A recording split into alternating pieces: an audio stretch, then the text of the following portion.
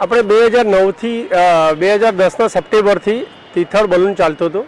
Ahmedabad safari અને જેને આપણે અમદાવાદ સફારી કહીએ છીએ એ આજ રોજ ચાલુ થાય છે. 5મી જૂન 2010એ 2011 એમાં થોડોક કંઈ પ્રોબ્લેમ થયો હતો. 5.5 મહિના પછી આજે તિથલ બલૂન ચાલુ કરીએ છીએ.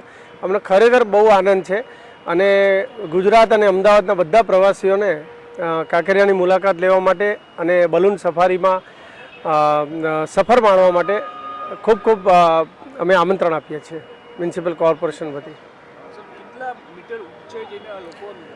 હા, આ 360 ફૂટ ઊંચે જઈ અને અમદાવાદ જોવા મળે, એનો નજારો પણ જબરજસ્ત હોય છે.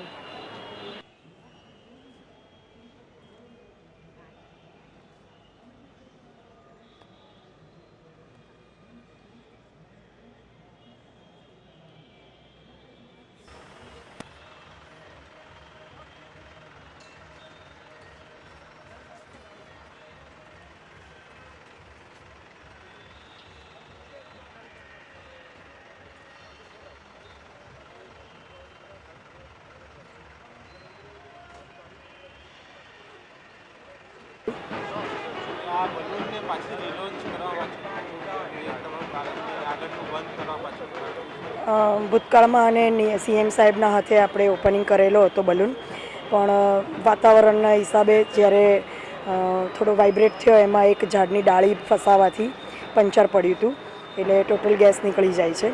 અને એ વખતે આપણે નીચે ઉતારી લીધો હતો, કોઈ જાનહાનિ પણ નહોતી થઈ, એટલે ટોટલી બ્રેક જ ગણાય.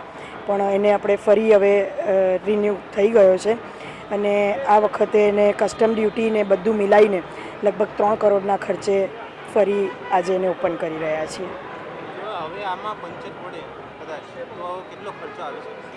પહેલાં તો જે ભૂલ થઈ રહી છે એટલે હવે ફરી વખત એ ન થાય એના માટે અમે આજુબાજુના વિસ્તારમાંથી સૂકા ડાળા જેવા ઝાડ જે હતા એ બધા કટ કરીને ટ્રીમ કરી લીધા છે.